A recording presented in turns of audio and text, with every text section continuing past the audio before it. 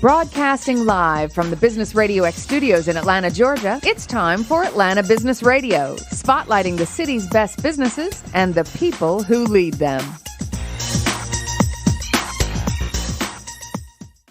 Welcome to this very special edition of Atlanta Business Radio. It is time for our Atlanta Cares series, brought to you by our good friends at Atlanta Planning Group. Now, here's your host, Miss Grace Hayden. How are ya? I'm doing good. How are you, Stone? I am doing well. I love doing this particular series so much because we meet bright, passionate people out there. I don't even know what the right words are. Doing well by doing good. Yeah, absolutely. I like to think of it as anyone adding flavor to the Atlanta area we want on this show, so we can share a little bit about what they do and help people find out more about them. So who'd you bring with you? So today we've got a great show. First up, we're going to hear from Kristi Porter. Kristi Porter helps nonprofits and for-profits with a social media mission to get noticed and grow through effective marketing and communication. She also teaches solo entrepreneurs and small businesses how to incorporate easy philanthropy strategies. So, Kristi, you call yourself the Chief Do-Gooder. Tell me a little bit about how you got started as a chief do-gooder for your company. Yes, thank you for having me on. I think whenever you start your own company, you get to make up your own title. So I actually get a lot of comments about the chief do-gooder thing, but it was because I didn't want founder or CEO or something like that. That just didn't feel as right to me as chief do-gooder. So I made up something more fun that was a good conversation starter at the same time. But I have kind of a business communications background, started here in the Atlanta area at a PR agency that focused on hospitality, mostly restaurants. I was there for a few years, then went out on my own as a freelance writer for a couple years, always volunteering with different places on the side. And then I was recruited into the Captain Planet Foundation, so I was the director of communications there for a couple of years as well. Then started getting more involved in the social impact space and more volunteering, but especially in the social justice community. I have a particular heart for human trafficking victims and the people that are working in those spaces. So started getting involved more. And then my last full-time job, besides I guess what I do now, was at a nonprofit called Orange. And so I was the event marketing director there. So had the full-time job, was freelancing on the side just as opportunities came up, and then was volunteering anytime I could, especially in the social impact space. And so I was usually the first person in my position or maybe even in my department.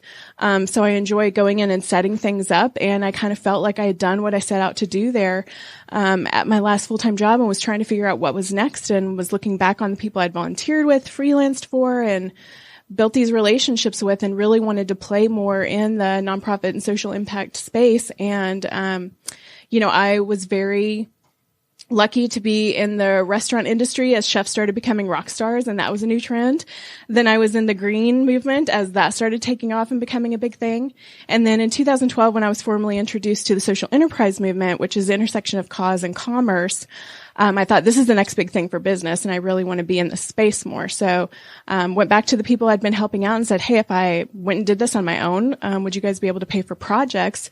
Because unfortunately, a lot of people in the social impact space, whether nonprofit or for profit, social enterprise, didn't have a lot of marketing and communications training. So they came to me and asked questions, and I said, okay, what if I went and did this formally? And so that was how I got my first clients. And the first 18 months, I just worked with people I knew, which was a terrific way to get started because I cared about them and they cared about me. And I like to say that starting Signify was me professionally supporting the people and causes I was already supporting personally. And so there's definitely, I'm with you, a growing trend of social justice becoming something that's important to people, and even for-profit businesses like to showcase that they have philanthropic causes. Right. What are some mistakes or some common things people come to you for advice on when it comes to showcasing that aspect of an organization? Yeah. The two problems that I help people fix on the for-profit side, it usually comes in one or two buckets. It's either they don't know, if they're very small, they think they haven't quote made it, and so they can't start giving back because they don't have a lot of money or they don't have a lot of resources or they can't volunteer 1 day a week, so they're not doing anything because they think they don't have enough. So I help them. I like to use the example of a garage sale. Whatever you have to give is enough that somebody else wants, and it always works out perfectly, especially if you're a small business wanting to work with a small nonprofit. That's always a great partnership because it's valuable to both of you and you can see your impact. The other side of the coin from that is there are people doing great things, but they're afraid to talk about it. So they actually don't market it at all because they're afraid to look exploitive to the cause, which is a great problem to have. And I understand it. But, there was a great study done a couple of years ago by Coven Communications that, 88% of people wanted to know that a company stood for something and sold something. So it was, 88% is a hard number to ignore. So if you're doing something great, then talk about it.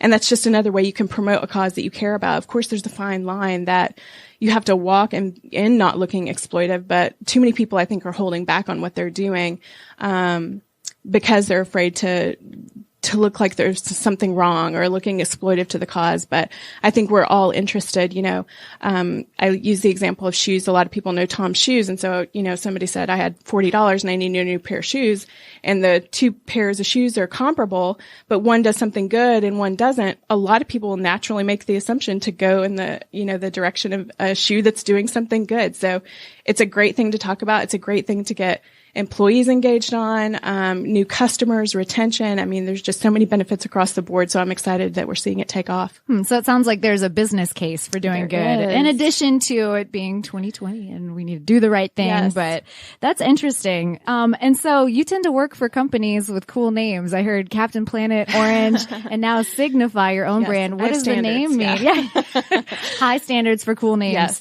Tell us a little bit about why you chose the name Signify and what it means to you. So I'm first and foremost, I'm a writer. I've always been a writer, and copywriting is a lot of what I do. So words are very important to me. So I actually, had a stack of checks sitting on my desk for the first several months I was in business because I hadn't picked a business name because it was that important to me. So I didn't have a business bank account to put them in. So it was a long process. And so one day I didn't want to. There are plenty of people who name their businesses after themselves, which is fine, but it's not something I wanted to do. I really wanted the name of the company to be more about what we could all do together rather than just being built on my name. So I kind of went to my favorite coffee shops, Alon's, and sat there. It is an amazing place. And sat there and just wrote stream of consciousness. If somebody asked me what this business was about, what would I tell them? And so I wrote down all of the things that I could think of and then used my trusty thesaurus.com and started searching out words that sort of meant all of those things because I do words for the year. So I wanted it to be one word. I wanted it to have multiple meanings. I wanted it to be very action oriented. And so it was one word that was going to have to do a lot of heavy lifting. And so finally I got to Signify, which means to make important, to represent, and to make known. And so I felt like that was a very collaborative word. It was very action oriented, and it really kind of got to the heart of what I wanted the business to be about in making causes more known, whether they're for profit or nonprofit. So what are some examples of things that you do to make causes more known? Yeah. So I like to say that you don't have to be a large organization to look and sound professional. So a lot of what I do is helping people either from a copywriting standpoint, just looking and, sounding more professional, looking like there's a lot of intentionality that went into the words, not using the right amount of words, because we're unfortunately in my industry, we're just not big readers anymore. We're skimmers. And so you want to make sure the words have the most impact. So little things like that, but making everything feel very intentional. From a marketing standpoint, a lot of people come to me and usually kind of fall into a few different places. One, they either just don't have a strong brand message.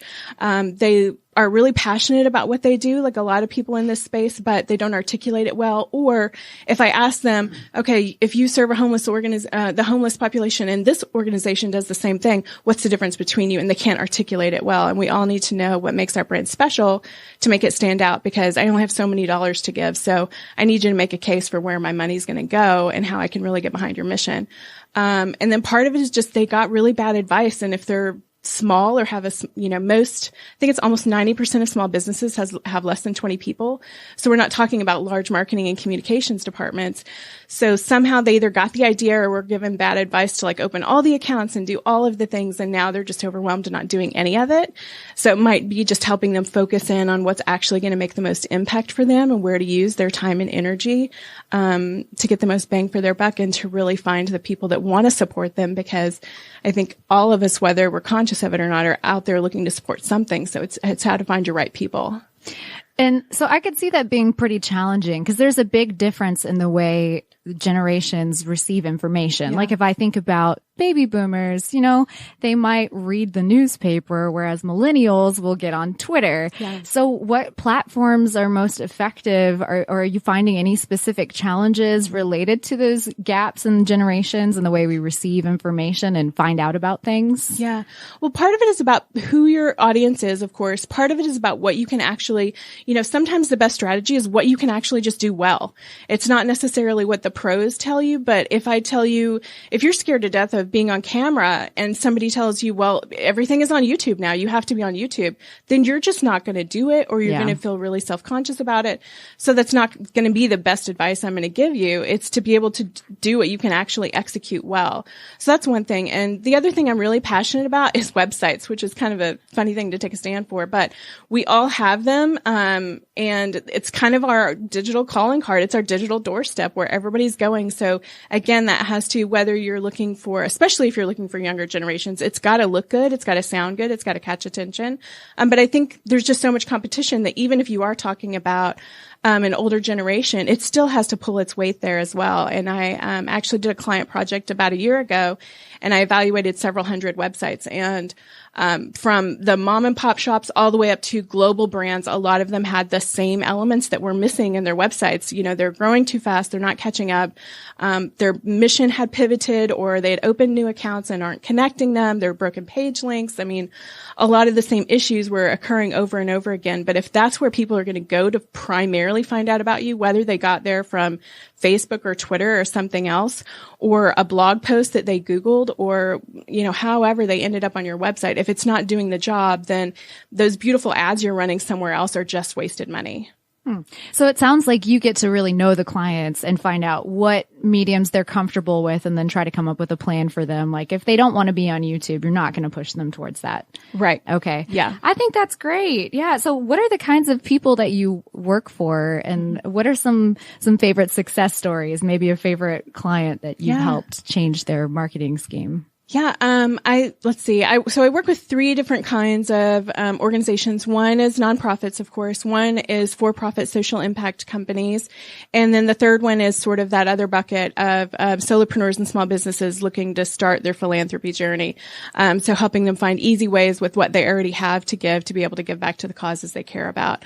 So that one is still kind of evolving, and that one's really fun and exciting, because I love seeing people want to take that first journey.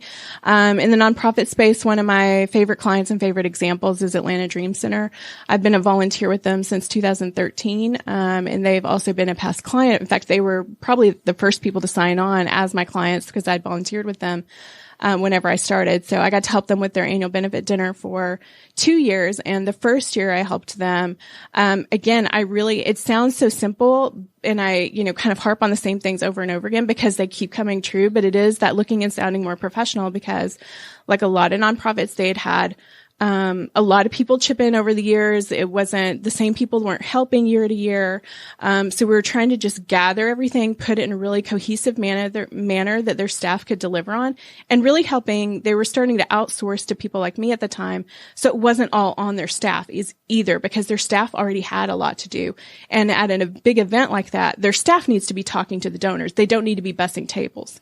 And so we kind of helped them get a lot of those things in order. And it was really a pivotal year for them.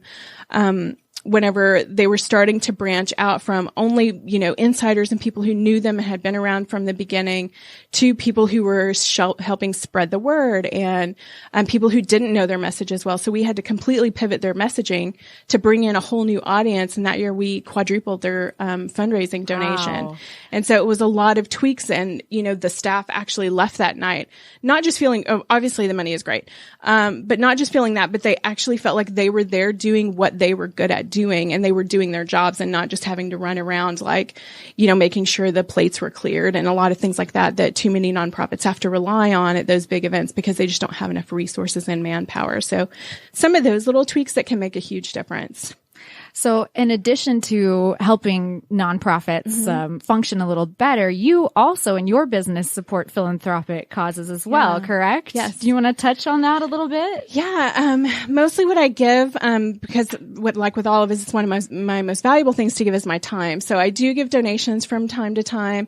But a lot of what I give is sometimes just extra consulting hours, or if somebody just doesn't have the budget to hire me, I can give them an hour of my time to really, talk them through some strategies that could really make a big difference. Or, one of the most valuable things that any of us have to offer these organizations is, an outside perspective. And so even just being able to sit down with them for an hour or two and saying, here's what I see as an outsider, because we're so close and so personal. It's that whole forest for the trees type thing that we just can't see things as clearly. And it's so personal to us. And, we think everybody knows what this means. Everybody has this idea, but that's really not the case.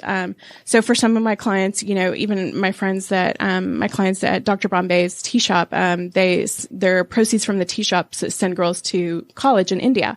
So I've been with them to India and, seen the program firsthand. And so that's part of what, they've hired me for, is just to be the outside perspective, to look at things differently when they're in the weeds of it every day. And just, it's the same reason I'd hire a consultant too. We get so personal and so close to it and hold it so closely. But when somebody else can come in and just give you a little bit of insight that can help set you up and change complete directions or help pivot you in a new way, then that can make all the difference. So what do you think the future looks like for these types of organizations? Yeah, I think there's a couple things. One, I'm really, nonprofits are most of my clients. I love working with nonprofits. I love being around nonprofits. I've worked at a couple myself, but I also love to see them changing their models up a little bit. A lot of them are looking for different revenue streams. They are not just relying on donations. I mean, there's over 1.5 million nonprofits in the U.S. alone. So each of us only have so many dollars to give. And so it's so competitive. So if you can find a way to help build new revenue streams, I think that's exciting to see nonprofits taking that under their wing and not just doing the traditional grants are great. Individual donations are great. Even cause marketing, has, I think, doubled or tripled in the last decade. So that's nonprofits teaming up with, more corporate partners for, reciprocal benefits. So I think that's a different income stream. It's the way people are building a lot of new models in nonprofits. I think that's exciting. And then one is just the social enterprise model as a whole. Like I said, it's the intersection of commerce and cause. So I have Warby Parker glasses. I have Tom's shoes. Those are both 1-for-1 models. I have Listen headphones. Those are also 1-for-1. So the same way, if you can get something that somebody already needs, and so there's the commerce behind it, you can sell something that somebody already needs. But if the proceeds, if baked into your business model is an opportunity for giving, I think we've just seen that take off again and again because, we live such interconnected lives and blended lives, and it isn't just 9 to 5, and it isn't just what I do on the weekends or nights or anything else, but it's how can I make a difference with the whole life that I'm leading, not just the hours I have to volunteer on the weekends. And so I think the rise of the social enterprise model is super exciting. And I think that is the future of business. It's not going anywhere. Love to hear that. All right. So real quick, what's some of the best advice you can give people wanting to improve their brand identity? If you could give 3 quick tips for any listeners. First of all, your brand message. It always goes back to that. So make sure if somebody asks you what's so great about your company, you can really distinguish yourselves. It may be who you are, what you do. It may be your model. It may be who works with you. It may be when you started. There's any number of things that it can be. But if I have $20 to give to you or to somebody else, why do you get my $20? You should be able to answer that very clearly. The second one is your audience, always being aware of what they want and what they're interested in and how they like to be communicated to. So part of it is what I can do well, but I also want to make sure what I can do well is resonating with my audience, and where they're being found. So always keep a tab on that. And I really am a big fan of doing surveys and getting out there and talking to people and networking and all the ways you can actually keep in touch with your audience, because you can't just sit in your office and guess. That's not a strategy. And third, I'll go back to the website. I think it's just so important. Facebook and, there's so many conversations we could have about Facebook, but I think, social media and social media ads are all the rage right now, and they're the shiny object in the marketing world. But like I said, you can have amazing Facebook ads, but if they're leading people back to broken links or bad messaging or a website that's just not doing its job, I think outside of your people, that your website is your greatest marketing asset, and it's the one that doesn't take breaks and holidays. And so making sure it's doing its job for you and working hard is the other thing that I think you can always go back to rely on. Very cool. So if people want to learn more about you or get in touch with you, what are your coordinates? What's your website? The easiest way to find me is my website. It's signify.solutions. So I know it's a little traditional. It's not a .com or .co or anything like that. It's signify.solutions. And from there, you'll find all my social media links and all the different ways you can connect with me. And there's a lot of freebies on there. So if you're launching, you have something new you want to talk about, I've got a launch marketing checklist on there, and lots of other freebies and goodies that will help you look and sound more professional so you can do more good. Very cool. Well, thank you for your time. I hope you'll stick around. We've got two other awesome guests up next, starting with Mr. Philip Coven. He is the Vice President of Pollock Commercial, and he specializes in town Atlanta commercial real estate sales and leasing, specifically office tenant representation. With proven success in identifying and exceeding client goals, Philip is known for providing one-on-one service with keen attention to detail. Thanks for joining us today, Philip. Well, thank you, Grace, for having me on Atlanta Cares Radio. Yeah, absolutely. So why don't you tell us a little bit about what you do as a commercial real estate agent? Sure. So I'm with Pollock Commercial, and Pollock is an Atlanta boutique commercial real estate brokerage firm, putting people and businesses first.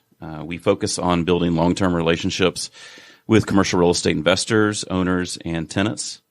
And a majority of our business is office tenant representation, and we're basically helping our clients find the best space for their needs, helping them to negotiate the best deal possible based on our market knowledge and deal knowledge, which you can't necessarily get in the Business Chronicle or in the AJC. You're not going to find that information out there. And then continuing to be there with them after the lease is signed, whether they've outgrown their space 2 years down the road or they've shrunk in size, which is very common, especially when you go through a recession, which we went through about 10 years ago, and maybe leaning towards another one pretty soon. It's hard to say.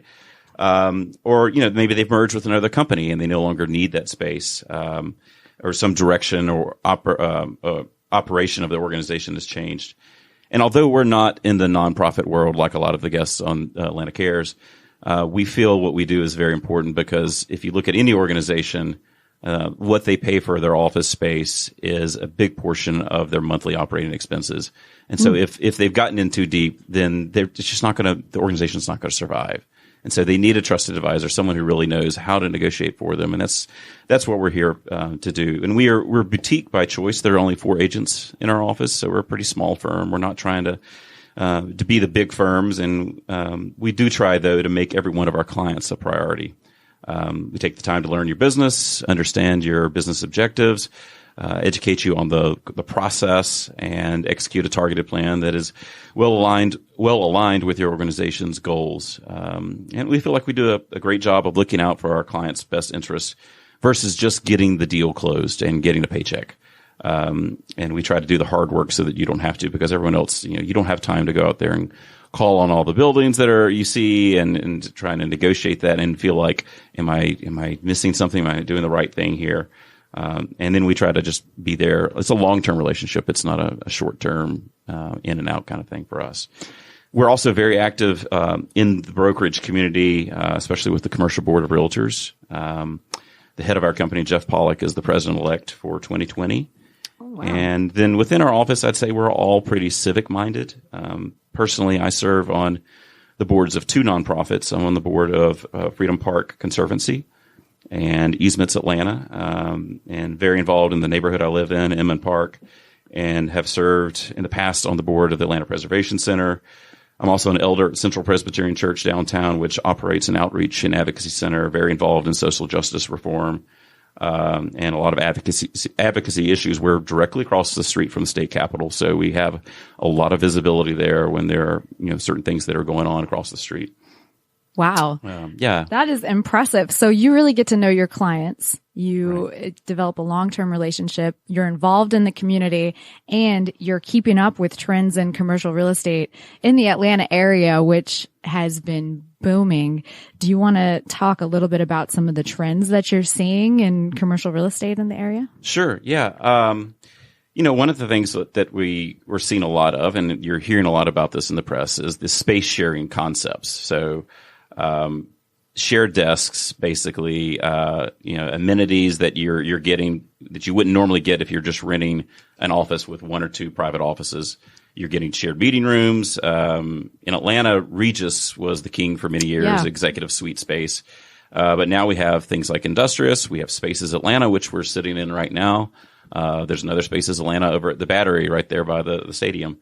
Downtown, there's Switch Yards. Michael Tefani started that. He's the guy that started Scout Mob. He's got one downtown. He's got one that he's opening in West End. I think another one in Midtown.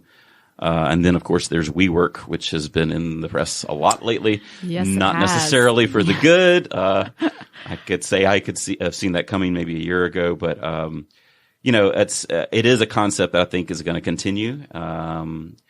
It's not for everybody, but I think it works for a lot of smaller organizations, especially startups, to have their own space or have somewhere that they can bring clients. And it's definitely a trend that I think will continue, and maybe with some modification. Within companies that actually have their own office space, whether it's a law firm or a nonprofit that's got its own space, the trend has been for some time now to move towards an open plan space versus, moving away from the traditional office space plan with closed off private offices where everyone's got their own office, they can close the door, to more of an open space plan that encourages collaboration between your team and help the creativity of thought. As a tenant rep, we'll go out and show spaces to our clients, and I would say it feels like it's 9 times out of 10 that the space is too built out. There's too many walls, and they want to open it up. So we're really, the cost of tenant improvements is more, it seems like, to me at least, in my opinion, that it's more of demolition than it is building out the space. You've got too many walls, and it's too closed off, and that's just not the way that people want to work. There are some downsides to having an open space plan, though, because you're going to have more noise. If you've got folks who are on the phones, whether they're making sales calls or the tech calls or whatever, you're going to hear each other, and that's going to maybe provide a distraction if you're trying to focus and work. And for so many folks who have ADD these days, it's just really hard to focus when you're got all of this going on around you. And then there's just things like temperature regulation, that you've got 12 people in an open space. How do you keep everybody happy? Is it 73? Is it 68? And it's a hard thing to do. So there are some downsides that I think need to be considered when you're looking for office space. And then, just in trends in general, we have been, the market has been going up. So that means everybody's rent's been going up. Yes. And if you're a nonprofit, it's tough when you see that renewal come across your desk and the landlord is saying, yeah, we're going to jack your rate up by another $8 from where you are per square foot, at the end of this term. But that's just part of it. And so a lot of what we are doing with our clients is helping them to kind of shuffling them around. Like, okay, let's go out and look at the options. What else is out there? Maybe it's best for you to stay right where you are, because maybe that is the best option. But if you don't know what else is out there, and you don't know, is there a better rate that could bring down that overhead for your organization, then you need to know about it. You need to get out there and look at it. And then we have some clients that say, you know what, I'm tired of leasing space. I want to buy something. Can we buy something for our company? What's out there? And interest rates have remained low. And so there are folks that are still doing that. I would say the supply has dwindled in Atlanta. It's hard to find a good deal on office to buy an office building for the same reasons, because, we're in great times right now. So it's a seller's market, and the sellers know that, and continue to, increase prices. And we've seen them climb from I can remember you could buy an office building in Midtown in the 100s per square foot, and now you're buying in the 300s per square foot. So that's just in a short period of time that has changed. And I think tenants also are looking for more amenities with their office space. They want indoor, whether it's indoor or outdoor, but they want collaborative space. So maybe it's an outdoor patio where their folks can go sit. Maybe it's an indoor type conference room that shared. They want bike storage and shower facilities so their employees can bike to work and take a shower before they start. Electric car charging stations are becoming much more popular, things that we weren't seeing at all 10 years ago when we thought the electric car was dead, and it's back. And in town, we continue to see a lot of adaptive reuse projects. So developers are taking an old warehouse and converting it to office space. And it gives you that cool, lofty feel. You've got open, exposed ceilings. You don't have the drop ceiling, and you've got polished concrete floors like we're looking at right now.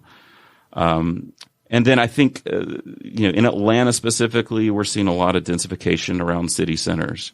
So downtown Norcross is a very happening place to be, and restaurants are coming back to the city center, not just in the city of Atlanta, but Norcross, Alpharetta, Canton.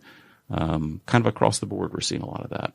That's so interesting, because when I think about today's world, so many of us are on our phones all the time. And sometimes you go out to eat and people aren't speaking. They're looking at their phones. But you're saying in commercial real estate, you're seeing a trend of open spaces for people to congregate and green spaces to hang out and things like that. So it's kind of making me think it's very interesting how real estate shapes our lives. So what do you see for future growth of Atlanta? Yeah, Atlanta is still a really young city. Just to give some perspective there, we're less than 200 years into existence in the city of Atlanta. New York City is twice as old. Many European cities have been around for 10 times the amount of time that Atlanta's been around. So we're still finding our way, I think, in a lot of ways. And going back 200 years, this was Indian territory. The Creeks and the Cherokees, Native Americans were here long before us, and then they were eventually pushed out. And kind of giving you a background history of Atlanta, the first white settlers who came to Atlanta were farmers.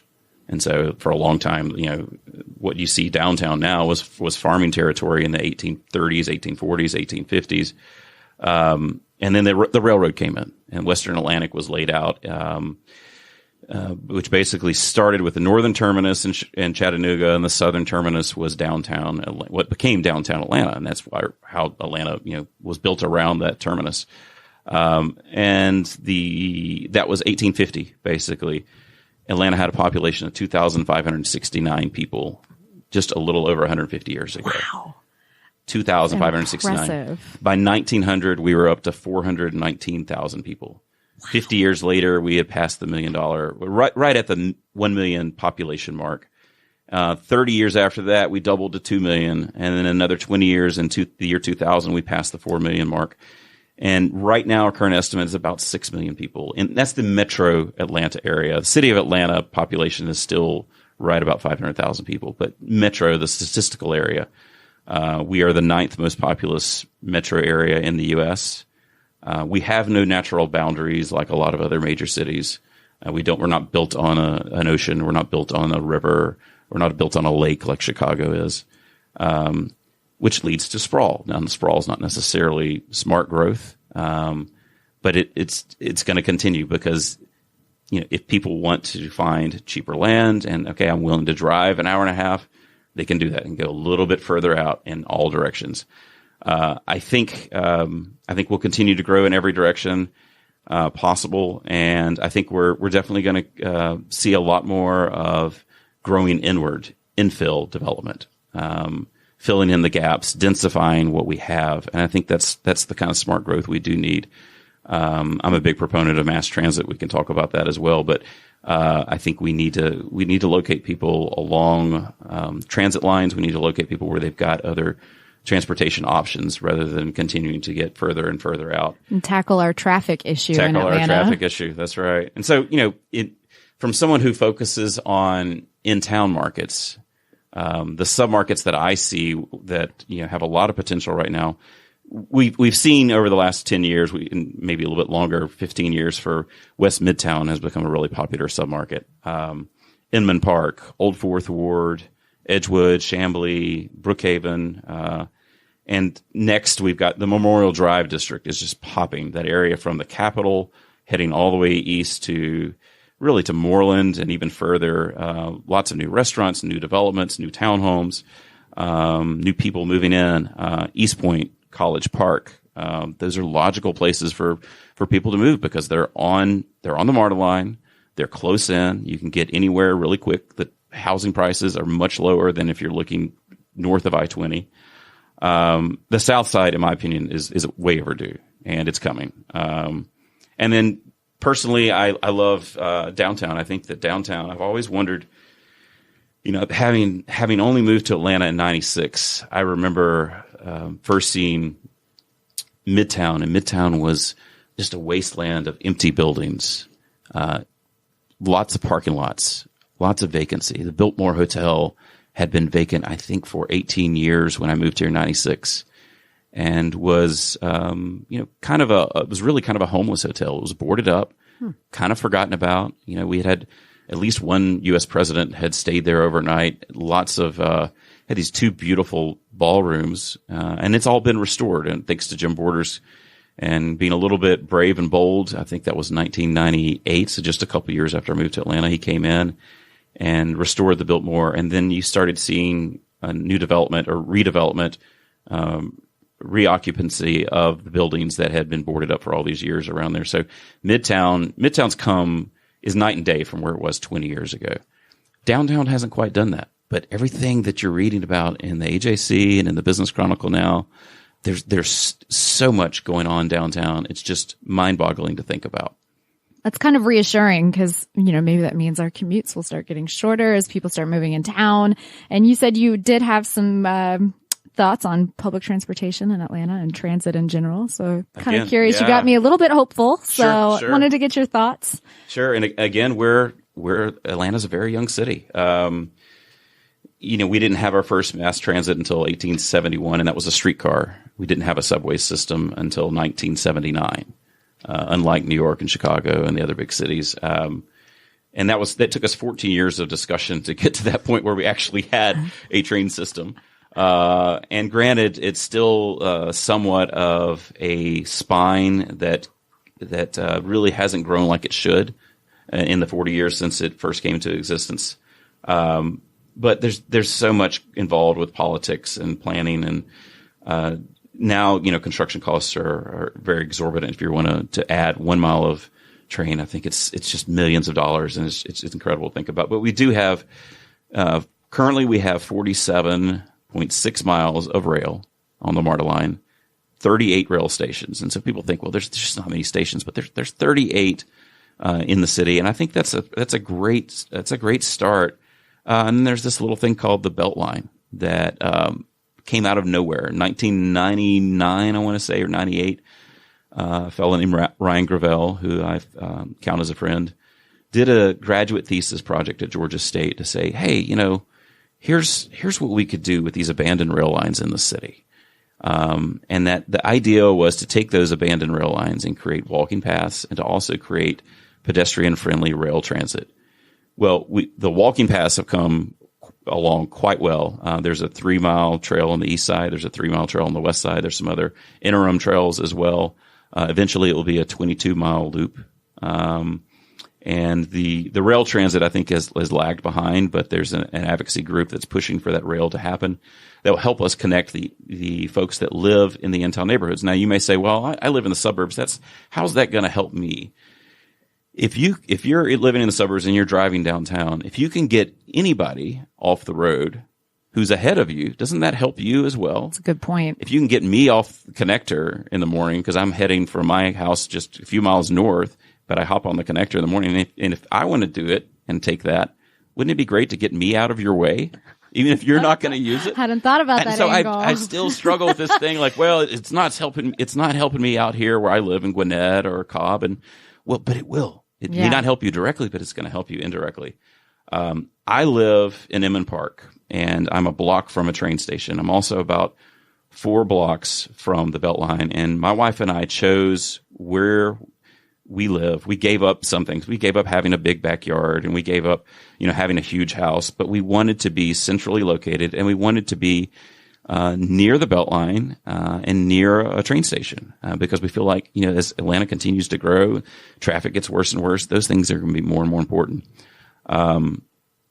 So I guess, when the current East Side Trail is about, like I said, 4 blocks from our house, and within a year, they are extending the East Side Trail northeast up to 85. So it'll run past, it currently stops at 10th and Monroe, but it'll run continuing along Piedmont Park and Ansley Golf Club, and it'll go right to my office, right to the back of our parking lot.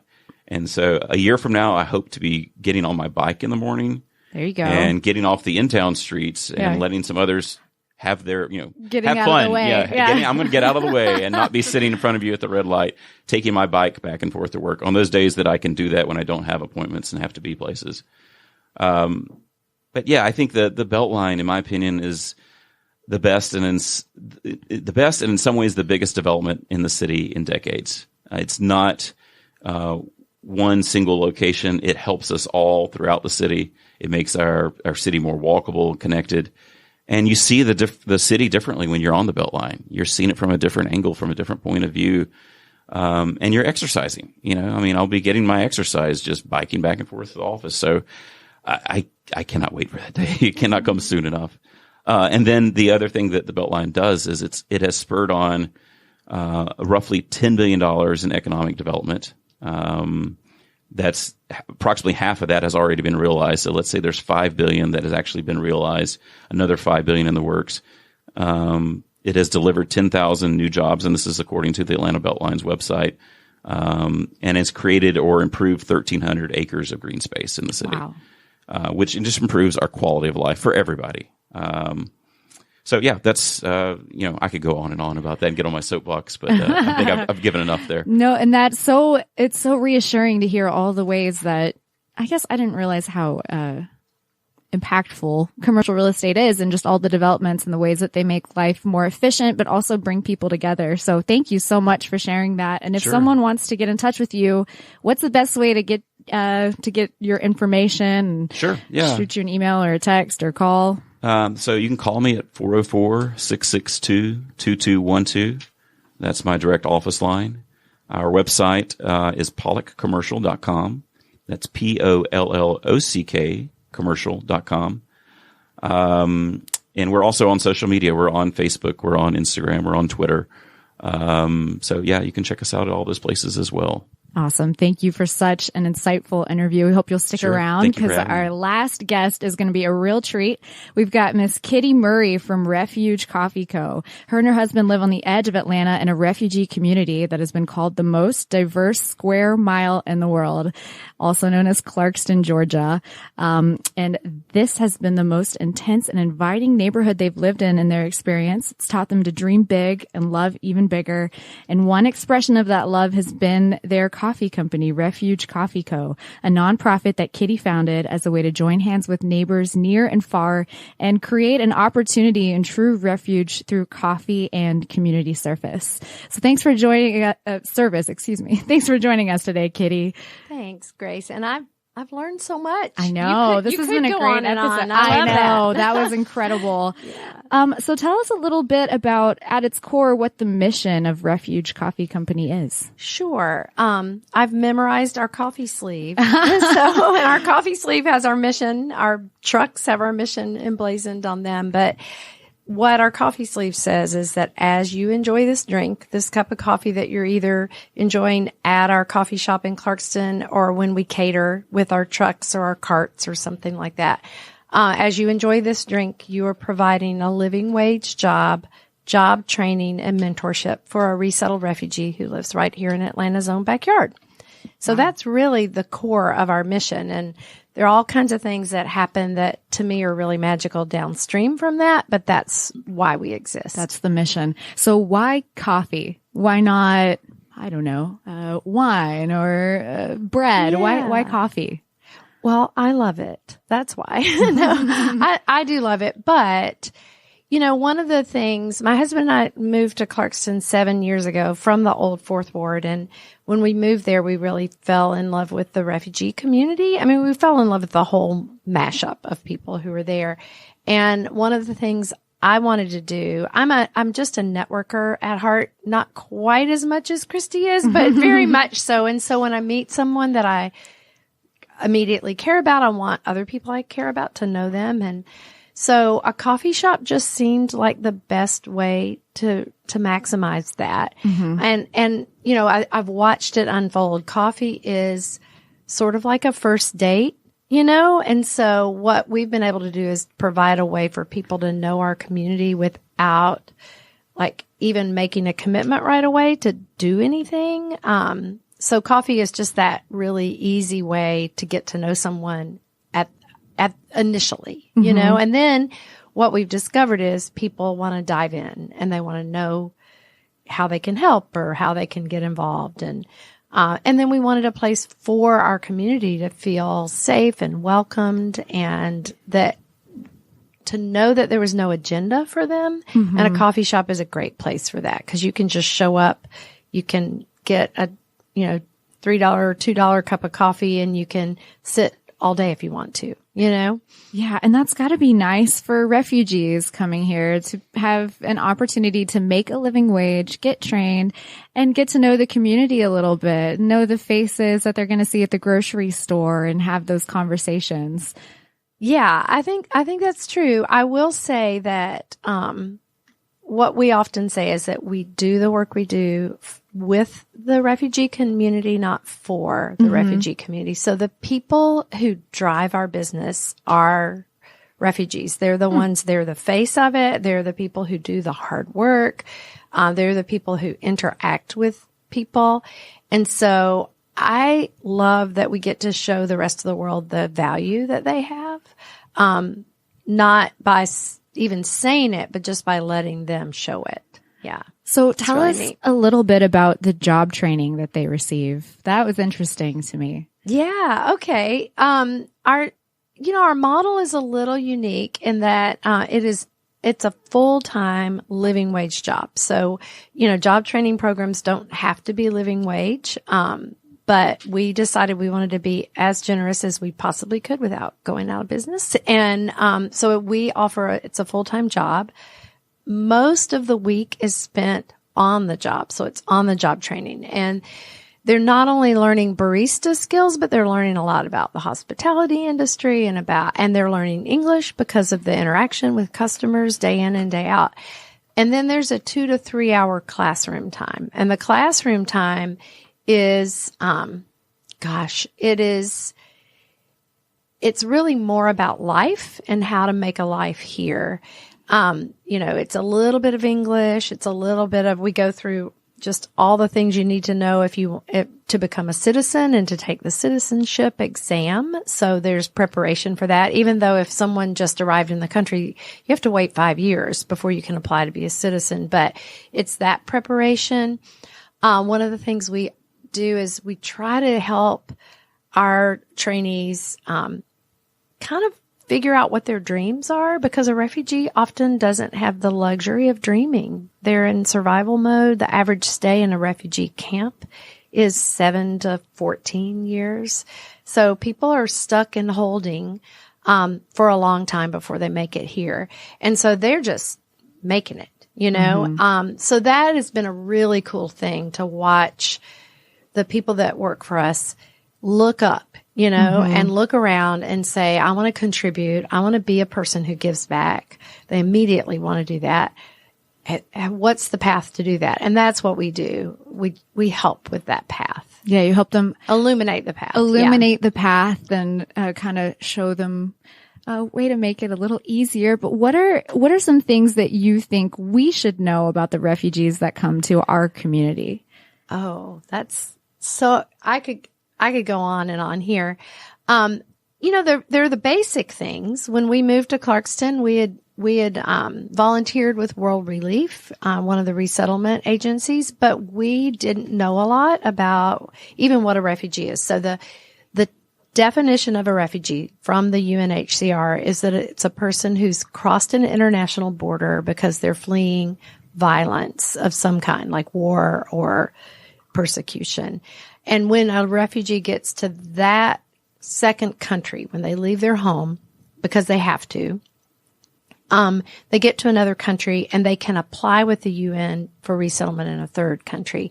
And what I hear people say often is, well, to our employees, well, why did you choose Clarkston? Why did you choose Atlanta? And the truth is there is no choice. Like, you apply, 1% of the 70 million displaced people in the world today make it to a third country. So you don't get to choose if you're accepted. You get to choose to apply. You do get to choose that. You don't get to choose what country you go to. And then when refugees arrive here in our country, within 6 months, they have to begin paying back their airfare. So this is not a free ride. There's a federal gift of $925 that every refugee receives, but that's it. And they're set up in an apartment. The State Department decides what they need to have in that apartment, and the resettlement agencies provide that. But the apartment isn't paid for by the resettlement agencies. So that $925 goes towards living expenses almost right away. And the beautiful thing is that 97% of refugees to Georgia are self-sufficient within 6 months. Wow. So these are heroic survivors, people who, and they are ready to give back almost immediately, which I've said that, but I think that's important for people to know. Yeah. It gives a lot of perspective when because I think so often we think about, okay, now you're here, here's how you learn the ropes here. But if we knew more about their past, maybe we'd all be a little more empathetic. And so why should people hire your catering team or drink coffee at your shop? So many reasons. Well, one, when we started, we just started 4 years ago. We wanted to do this with excellence, not perfectly, but with excellence. So we have excellent coffee. I think our coffee is really, really good. We have these coffee trucks, and we can roll up and do anything a coffee shop can do within minutes because it's right there. So that's one reason. Another reason is that when you support us, we're a nonprofit and we obviously take donations, but our model is really interesting. Up until recently, it was half of our income was earned income from our catering and our shop, and the other half was donation. But our business is edging out the donation side because, not completely, but you support job training. So you support hard work for resettled refugees when you hire us. It's kind of a no-brainer to me. So who are some cool clients that have hired you that you might want to mention? Oh, that's so fun. So, we have been all over Atlanta, which is, let me just back up and say, refugees are mostly resettled in Clarkston. Clarkston is, in most states, refugees are kind of spread throughout the state in the bigger cities, but somehow in the 80s, the resettlement program, the way it worked out is that most refugees are resettled in Clarkston. So there are a lot of them right there. So what's interesting though is that it's really easy to come to Clarkston, to find your way there and never get out of Clarkston. And we give people an opportunity to go all over the city, which is really fun. So we've been to the Center for Civil and Human Rights. We've been to the Capitol several times. We've been to a lot of large churches. Let me think about what else. We've served on the set of The Walking Dead a lot, Stranger Things. I think we've served maybe close to 100 film and TV sets since we started, which is really, really fun. Yeah. It sounds like a lot of fun, but what's the most fun thing about the work that you do? It's just the people, the relationships. We had staff meeting yesterday and we work really hard and we've got a lot to do and, the stakes feel high sometimes. And yet we have a real sense of family and we laugh and laugh and laugh and laugh. So, And our staff right now, I would have to count. But we have people from several different countries. And so the language issues are always just funny. They're just funny. And the idioms we use that don't make any sense, are just usually a source of laughter. So I think it's just the people. These are people who, for instance, our very first trainee is Leon Shambana. He was a history teacher in the Democratic Republic of Congo. And I remember when we first hired him, he was 20 minutes early for his interview, and we were like, "You're a keeper. We love you." And he will say to our trainees now, "I don't know what on time means in your culture, but here at Refuge, it means 5 minutes early." He just really hammers that in. But he used to say, "I want us to put Clarkston on the map. I want this place to matter more because we do the work we do." And I really think, so they're passionate people who everybody, people will say sometimes, "Oh, are you the owner of Refuge?" Well, I'm not the owner. We're a nonprofit. We don't have an owner. But I really feel like our entire staff and every trainee we have, they're all owners and they own it. So why did you go the nonprofit route instead of the for-profit route? Oh, that's such a good question. Well, one, we wanted to open a coffee shop, and coffee shops aren't typically lucrative in the first year or so. And we wanted to open a coffee shop in a lower income area. So we were going to discount prices right away.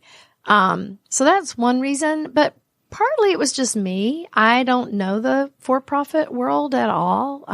Not at all. If you could have zero business acumen, I have less than that. So I just felt like the thought of getting investors was scary to me, and the thought of owing money back. What's interesting is we owe something to our donors, and I feel that. We owe them hard work. We owe them impact. We owe them life change in the people that we serve. So the feelings are really the same. I didn't realize that at the time, but the world that I knew was more the nonprofit world, and immediately we just had a lot of very generous people who helped us get started. So it kind of confirmed that choice. But yeah, that's really why. It's really more of a personal reason. So I know I have a cup of coffee in my hand, but I usually start my morning with at least 2. So if I wanted to go get some Refuge coffee, where might I be able to do that? Yeah. Well, visit our website, and everything's there. It's refugecoffeeco.com.